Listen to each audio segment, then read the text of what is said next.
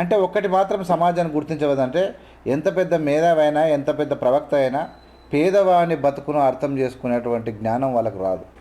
మధ్యాహ్న భోజనం ముఖ్యమైనది, చదువు మధ్యాహ్నం అయిపోయింది. చదువు ఎవడికి అక్కల. భోజనంలో గుడ్డెట్టారా, గడిది గుడ్డెట్టారా, అన్నం తినేవాడు కొడుగుడు పెట్టడం ఏంటంటే బుద్ధి ఉందా లేదా, చదువుకోమని లేకపోతే వెళ్ళిపోమని చెప్పేవాడిని. కొడుకుడు కోసం వస్తావు నువ్వు, ఈ గుడ్లు లెక్క రాయాలి మాస్టర్లు, వాళ్ళ కర్మ కాలిపోయి చదువు చెప్పక్కల్లా. ఎన్ని గుడ్లు వెళ్ళాయి, ఎన్ని గుడ్లు మిగిలే, ఎన్ని గుడ్లు మధ్యలో పేలే, ఎన్ని గుడ్లు ఈ మాస్టర్ తినేసాడు. ఇంక వీడు చదువు ఎందుకు చెబుతాడండి? అసలు పిల్లలకి భోజనం పెట్టడం ఏంటంటే వాళ్ళ భోజనాలు వాళ్ళు తెచ్చుకోలేదు మానేమానండి. అంటే పిల్లలకు భోజనం పెట్టి పుస్తకాలు ఇచ్చి యూనిఫార్మ్ ఇన్ని ఇస్తే వాడు చదువుతాడా? శోభనం పెళ్లి కొడుకులో మంచం ఎక్కువ కూర్చుంటాడు. ఎందుకు చదువుతాడు వాడు? విద్యార్థికి ఎన్ని సౌకర్యాలా అవసరమా? చదువు రావట్లేదు ఎవరికి, భోజనాలే వస్తున్నాయి. పైగా అందులో బల్లి పడింది, పిల్లి పడింది, పడదా? ఆ వండి పెట్టే వాళ్ళకి డబ్బులు ఉండవు. ఎక్కడి నుంచి ఇస్తారు? ఎంతమందికి ఇస్తారమ్మా? దార పోస్తారు ప్రభుత్వం వాళ్ళు. ఎక్కడి నుంచి ఉన్నాయి డబ్బులు? ఇక్కడ నీ డబ్బులు పెట్టి నువ్వు చదువుకో, నీ అన్నం నువ్వు తిను. అయితే ఈ గరికెపాటి నరసింహారావు ఇలాంటి మేధావుల దగ్గర కూడా తడిసి గుడిసెగట్టాలంటారు. అనుభవించి ఏదైనా చేస్తే, పేదరికంలో పుడితే కానీ పేదరికంలో పెరిగితే ఏదో చదువుకొని పాఠాలు వల్లె వేయడం వేరు, అనుభవించడం వేరు. ఇలా గవర్నమెంట్ పాఠశాలలో చదువుతున్నది గరికపేట పిల్లలో, చిరంజీవి పిల్లలో, నాగార్జున పిల్లలో, ముఖ్యమంత్రి పిల్లలో, లేకుంటే బలిసిన దొర పిల్లలో, గవర్నమెంట్ ఎంప్లాయీస్ పిల్లలో కారు.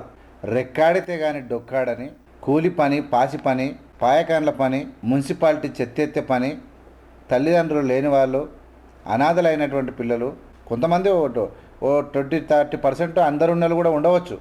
ఇలాంటి పిల్లలు పేదరికంలో ఉండి సరి అయిన పిల్లలకు పోషకాహారాలు పెట్టలేక ప్రభుత్వాలు నేటి బాలలే రేపటి పౌరులు, వీళ్ళే ఈ దేశానికి ఆదర్శం, ఆధారం, వీళ్ళను ఆరోగ్యంగా పెంచితే ఆరోగ్యమైన దేశం ఉంటుందని చెప్పి, ఆరోగ్యమైన దేశం కోసం తల్లి గర్భంలో ఉన్నప్పటి నుంచే వాళ్ళకు టీకాలంటూ, పోషకాహారాలంటూ, మంచి మంచి ఆహార పదార్థాలు కాంగ్రెస్ పార్టీ ఒక బలమైనటువంటి దేశాన్ని తయారు చేయడం కోసం. మీలాంటి తెలివైన వాళ్ళు, గరికపాటి లాంటి వాళ్ళే గుడ్డెట్టి గాడి గుడ్డెట్టి అని ఏందో మాట్లాడినావు కదా. చాలా అంటే ఇలాంటి వాళ్ళు ప్రవచనంలో ఒక అద్భుతంగా మాట్లాడుతుంటే ఆహా ఓహో, ఇంత గొప్ప విషయాలు తల్లిదండ్రుల విషయంలో కానీ, విద్య విషయంలో కానీ, గురువులను గౌరవించే విషయంలో కానీ, దేశభక్తి విషయంలో కానీ, దైవభక్తి విషయం లోపల మీరు మాట్లాడుతుంటే మాకు చాలా బాగా అనిపించేది. నిజంగానే గొప్పవాళ్ళు అని కొంతమంది ఆచరించే వాళ్ళు, మిమ్మల్ని గౌరవించే వాళ్ళు, ఫాలో అయ్యే వారు కోట్లాది మంది ఉంటారు. కానీ అదొక్కటే కాదు, ఈ దేశానికి నిజమైన ఆస్తి ఏంటంటే ఆరోగ్యమైనటువంటి, తెలివైనటువంటి, జ్ఞానవంతమైనటువంటి సమాజాన్ని ఈ దేశంలో తయారు చేసుకోవడమే. అది కాంగ్రెస్ పార్టీ ఈ దేశంలో మొదలుపెట్టింది. ఎవరు పెట్టిరు? అంగన్వాడీ కేంద్రాలు ఎవరు పెట్టిరు? ఎందుకు పెట్టిరు? బాలంతకు ఆరోగ్యాన్ని చూసుకోవడం ఎవరు మొదలుపెట్టిరు? టీకాలు ఎవరు మొదలుపెట్టిరు? పోలియోను ఎట్లా నిర్మూలించుకుంటూ వచ్చారు?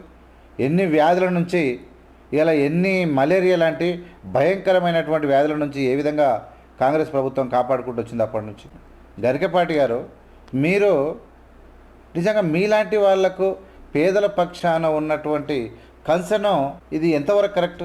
ఎందుకంటే సడన్గా మీ మీద విరుచుకుపడడం పెద్ద కథ కాదు. కానీ కాకపోతే అప్పుడప్పుడు తప్పులెన్నో వారు తండోపతండంబు లురివి జనులకెళ్ళ నుండి తప్పులెన్నో వారు తమ తప్పులు ఎరగరు విశ్వదాభిరామ వినరవేమన్నట్టు అప్పుడప్పుడు కొంతమంది కూడా నాలికే దొరిలేటువంటి అవకాశం ఉంటుంది. కాబట్టి నాలిక దొరికి మాట్లాడిరా మీరు? కావాలని నవలపాలు పేదరికాన్ని నవలపాలు చేయడానికి మాట్లాడిరా? ఎందుకు మాట్లాడినా అంటే ఒక్కటి మాత్రం సమాజాన్ని గుర్తించవదంటే ఎంత పెద్ద మేధావైనా ఎంత పెద్ద ప్రవక్త అయినా పేదవాని బతుకును అర్థం చేసుకునేటువంటి జ్ఞానం వాళ్ళకు రాదు. ఇక్కడ నరేంద్ర మోడీకి రాదు, అంధభక్తులకు రాదు, ఇలాంటి వాళ్ళకి రాదు. పేదరికాన్ని అనుభవిస్తేనే. కానీ దానితో పాటు అంబేద్కర్ గారు ఇచ్చినటువంటి ఓటు హక్కు, ఈ దేశంలో ఉన్నటువంటి ఆరోగ్యమైన ప్రజలను ఎట్లా పెంచుకోవాలనే విషయం ఉంటే ఎంతో పెద్ద పరిజ్ఞానం కలిగి ఉంటే, ఎంతో పెద్ద దేశభక్తి కలిగి ఉంటేనే ఇవి అర్థమవుతాయి. కోడిగుడ్డు ఆరోగ్యానికి మంచిది, మంచి ఆహారము, ఎంత ఖర్చు అయినా వాళ్ళకు వండి పెట్టాలి, వాళ్ళు ఆరోగ్యంగా పెరగనియాలి, బడిలో చదవనియాలి, ఆరోగ్యంగా కాపాడుకోవాలి, అది మన బాధ్యత. వాళ్ళంతా ఈ దేశ సంపద. ఇది కాకుండా ఇంకేం మాట్లాడినా వేస్టే. మీరు అవునా కాదా కామెంట్ చేయండి. మీకు నచ్చితే ఖచ్చితంగా షేర్ చేయండి అందరికీ అందే వరకు. Thank you so much. చూస్తూనే ఉన్నాను AVM media. AVM media like చేసి, షేర్ చేసి, సబ్స్క్రైబ్ ప్రజలకు పంపండి. జై హింద్, జై భీమ్, జై భారత్.